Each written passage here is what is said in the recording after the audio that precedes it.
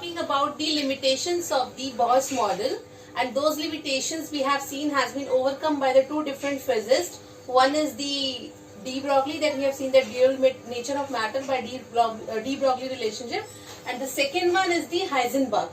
Werner Heisenberg has given his principle based on that the position and the velocity of the electron. He has given his principle in 1927, so that's why this principle is known as Heisenberg uncertainty principle. It's very important. Fine, it's very important. So what he talked about, that de Broglie talked about the dual nature, that electron behaves as a wave as well as particle. It has means dual nature, particle nature as well as the wave nature. So he stated that you can say that the particle, you can say that we are not able to measure the speed, or you can say velocity, or the position of a electron. Okay, the electron, we know that it's moving in a circular path.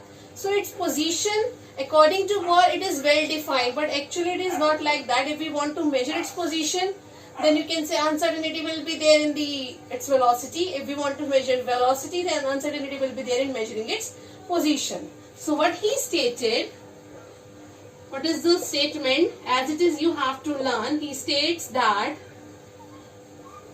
it is not possible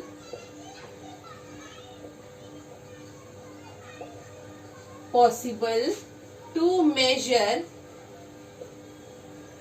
simultaneously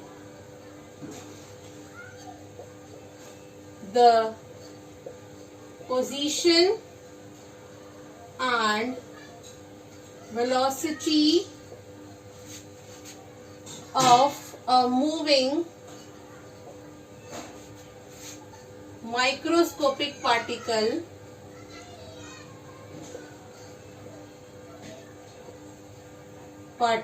like electron. It is not possible to measure or impossible to measure simultaneously. This is what is very important. This is very important.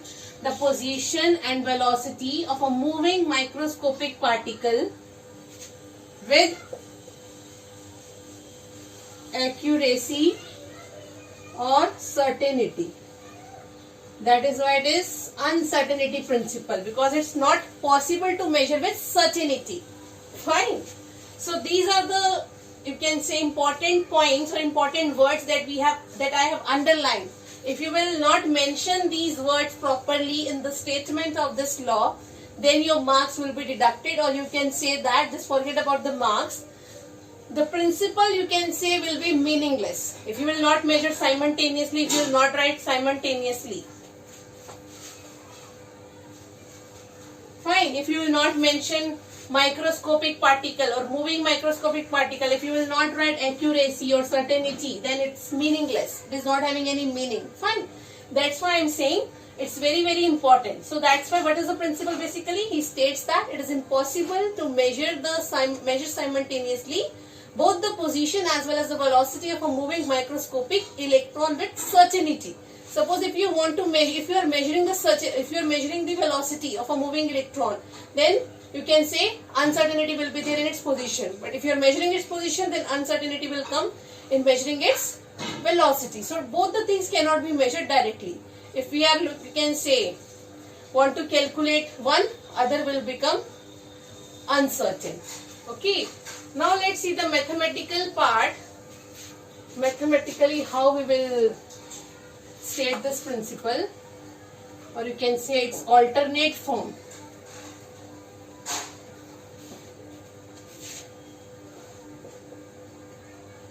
Alternatively, can say that the product of uncertainty in position and uncertainty in velocity is equal to or greater than h by 4 pi. So mathematically, how you will write? Delta x delta P is equal to, or you can say equal to or greater than h by 4 pi. We know that momentum is mass into velocity, so mass of the electron is constant. We'll substitute here, we'll take it out, we'll write delta V, so uncertainty will be there in its velocity, and so this will be like this, h upon 4 pi m. So this is the mathematical form of uncertainty principle, where delta x represents uncertainty in position, delta p represents uncertainty in momentum, or if we are writing delta v, it represents uncertainty in velocity. Fine, so let's see. And for solving numerical, we'll be using this form of this law, that is delta x delta v h upon 4 pi m. We'll be using this form, equal to 1, because it is equal to also or greater than also. Fine. So where delta x represents uncertainty in position, where delta v represents uncertainty in momentum. Here velocity we are taking, or if we are writing in this form, delta x delta p is equal to h upon 4 pi. Fine, then delta p represents uncertainty in momentum.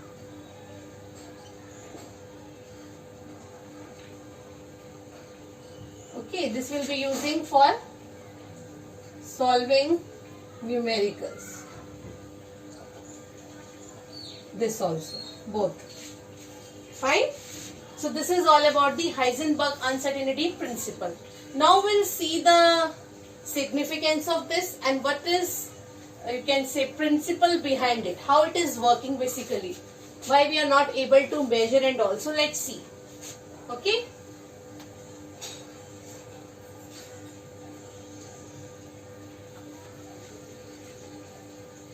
Okay. So let's see its significance.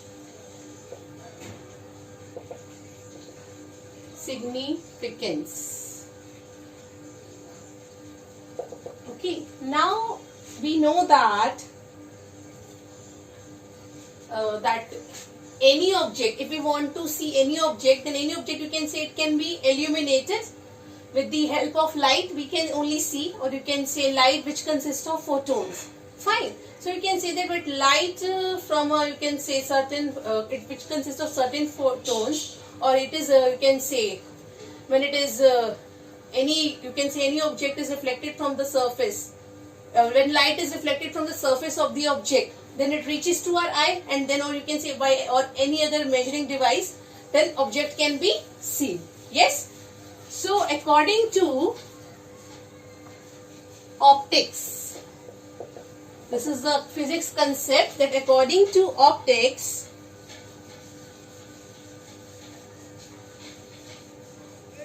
that the particle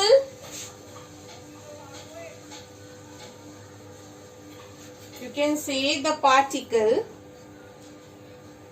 or the accuracy with which a particle can be located, the accuracy with which a position of the particle can be located depends upon the wavelength. Okay, according to the principle of optics, the accuracy with which the particle can be located depends upon the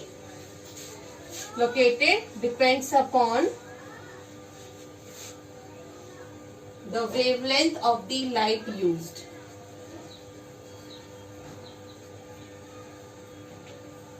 Whatever wavelength we are using of that particular light, wavelength of the light used. This is a principle of optics. Fine.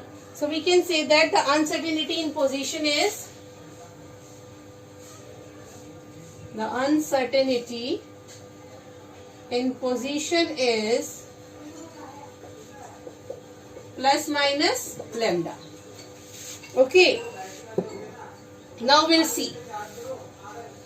You can say that shorter the wavelength, shorter the lambda, greater the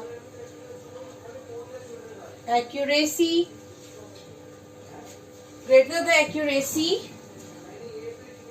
in measuring its position.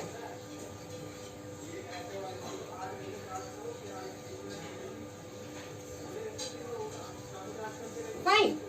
So let's see. Now this we will relate with that frequency, and then directly which is linked with the energy, and then we'll relate with the momentum. So whatever we have studied till now, we're going to apply here. Okay, then you'll come to know why it is not possible to measure both the things simultaneously. Okay, if we are trying to calculate one, then other will get, you can say, will get uncertainty in its value. So this is, we can say that this is the optical principle of optics, that accuracy with which a position of the particle can be located, it depends upon the wavelength of the light used. And the uncertainty in position, it's less plus minus lambda. So if the wavelength is shorter, so that it can lie in the range of that spectrum, then greater is the accuracy in measuring its position. Okay, so let's see. So lambda, we know its wavelength is related to what? Frequency. Wavelength is related to frequency. We know that. So smaller wavelength means what?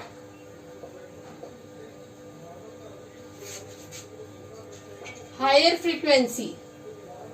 Higher frequency, and then higher energy of striking photons. If energy is higher, then but how does, you can say, it will change the position and the path of the electron. So if the energy of the striking photon is higher, so it will, you can say, it will displace the electron from its normal path. So its position will get changed, and if wavelength is shorter wavelength, okay, relate with de Broglie. De Broglie, according to de Broglie relationship, delta is h by mv, that is, or you can say that lambda is inversely proportional to p as h is constant. So if shorter wavelength, then you can say that momentum will be higher. So you can say that electron will impart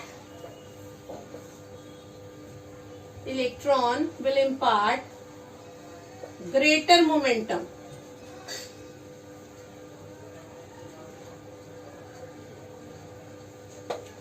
Okay, now if momentum is greater, so you can say its position and then velocity, it will change. Okay, it will impart, you can say, impart greater momentum. So both the things, you can say, we are not able to measure simultaneously. Okay, so if momentum will be greater, so this will lead to, you can say, uncertainty in position, lead to uncertainty in velocity here, and this will lead to uncertainty in position. So both the things are getting uncertain. So that's why, see, we are trying to control one, we are losing the control over the other. Okay, let's see this, what is happening actually. This, whatever we already know, we have related it that only, that shorter wavelength means higher frequency of the striking photons, then position will get displaced, electron position will get displaced. And if shorter the wavelength, then we are saying it's, if we introduce the de Broglie relationship, then momentum will be high. So it means electron will impart greater momentum, so it will introduce uncertainty in its velocity. So both the things we are not able to measure simultaneously. Okay, so now we'll see that, suppose if this is the, you can say, this is the path of the electron. This is the electron, this is the path. Okay. Now if the frequency of suitable light of suitable frequency incident on it, this is a striking photon. Fine. This is a striking photon and this is the initial path of the electron. Initial path. Now this path has to be like this only. It should go here. This is the intended path of the electron. Intended path. But actually this is not happening. Electron is getting displaced from its position. See, like this. It is going like this. This is a new path of the electron after impact with photon. This is the new path of electron after impact of photon. And here you can say microscope is there to observe this. This is the microscope with the help of which we can see. So this is the basically significance of uncertainty principle. So what we can conclude from here, that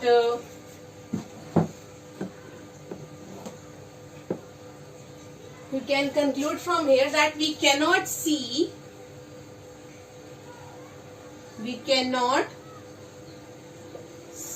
a microscopic particle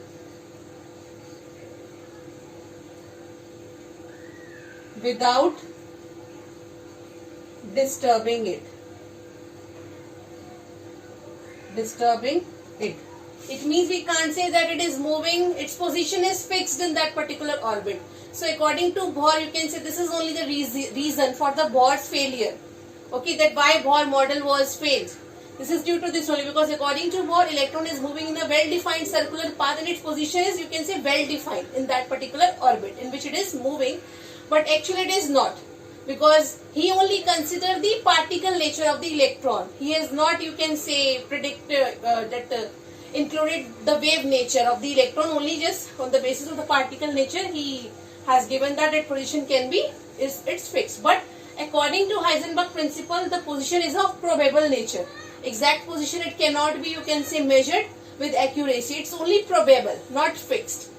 Fine. So or you can say all these things are in continuation. That's why we are studying step by step. So try to understand what everyone has given. They have given their own views that why this is not happening, why this is happening, and that is wrong, this is right. Accordingly, you just go through. Fine. So see, this was the electron. This is the initial path. So it should go like this. But it is going like this. This is the new path after striking with the photon. So this is the significance that whatever we have seen on the basis of the optics, all these things depends upon the wavelength, then momentum, then energy of the striking photon, everything they are related. So this is, you can say, we can conclude we cannot see a microscopic particle without disturbing it. Fine. Now, the question is this principle is having any significance on our day-to-day life? So what's your answer? Is it applicable? Significance of uncertainty principle in our everyday life. So answer is what? No. Answer is no. Why big no is there? Because in day-to-day life we are not dealing with any microscopic object. Are we dealing? No. We are not dealing with such objects that we can't see. We are dealing with as in everyday life,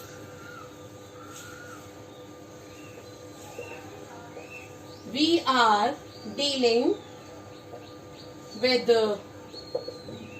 macroscopic and semi-micro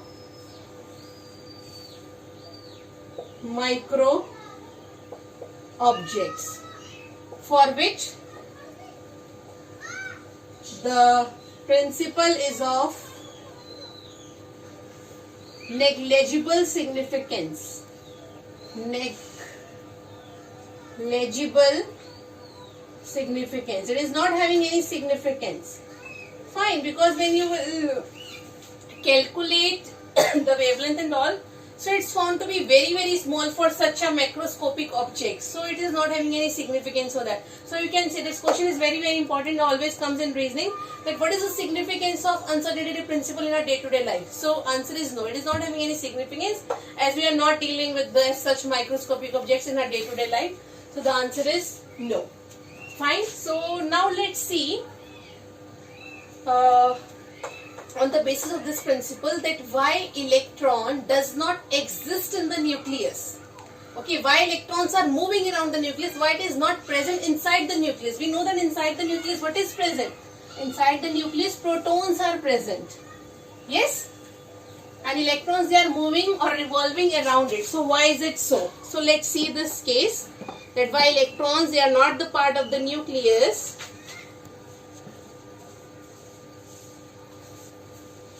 So an electron cannot exist in the nucleus.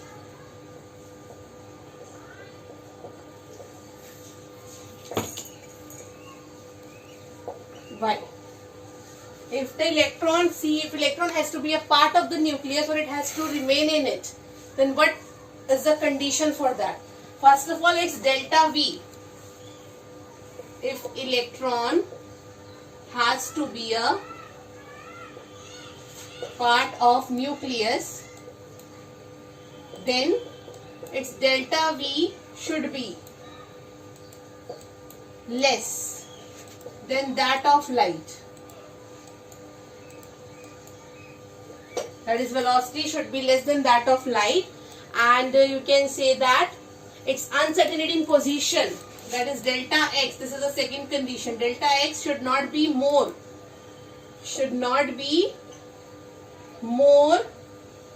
than the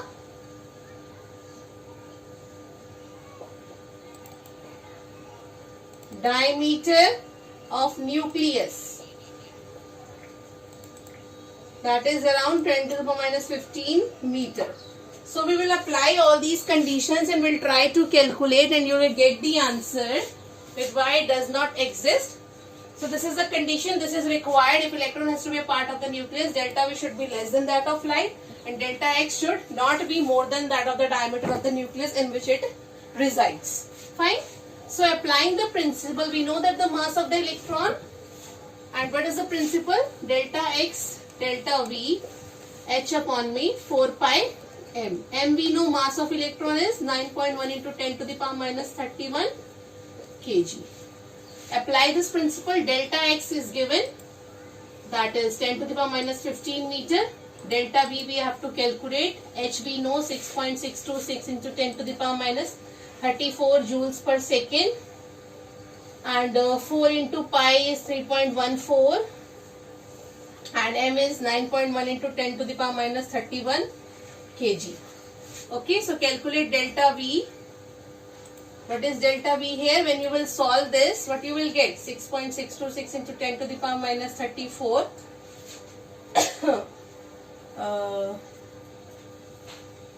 divided by 10 to the power minus 15, 4 into 3.14 into 9.1 into 10 to the power minus 31, and your unit will be meter per second. In that case, all these units will get cancelled out. So you will be left with this. So delta V is coming out to be here when you will solve this. It's 5.79 into 10 to the power 10. 5.79 into 10 to the power 10 meter per second. So this is the value which is coming out to be here. Now you just compare this with the speed of light. We know that speed of light is 3 into 10 to the power 10. That is 8 meter per second. So you just compare this with that. Okay. Velocity of light. Okay, and here we have calculated delta V. Uncertainty in velocity. This is coming out to be 5.79 into 10 to the power into 10 to the power 10 meter per second, and velocity of light is 3 into 10 to the power 8 meter per second. See, it is greater than this. So this shows that greater than the speed of light is coming. So it means this shows that electron cannot be a part of nucleus or does not exist in it. Fine. So with the help of this we have proved, with the help of the uncertainty principle. Fine. So now let's take the numerical. I hope this principle is clear. What is the meaning of this and what we can conclude from the principle. So let's solve one numerical so that you just get the idea how you have to apply the relation. Okay, so let's see. Question is, calculate the uncertainty in velocity. Calculate delta V, that is uncertainty in velocity, of a cricket ball of mass. Cricket ball of mass 150 grams is given. If uncertainty in position is the order of 1 angstrom. If uncertainty in position, that is delta x, is the order of 1 angstrom. Apply the formula. Values are given. You have to apply the formula that delta x and delta v is equal to h by 4 pi m. Fine. Now what you have to calculate? Delta v. So delta v is equal to what? H upon 4 pi m. That is delta x. Substitute all the values. You will get 6.626 into 10 to the power minus 34 joules second. Then 4 into 3.14 mass of the electron. They are talking about the cricket ball. So mass is given here. 150 gram. Convert in kg. 0.15 kg.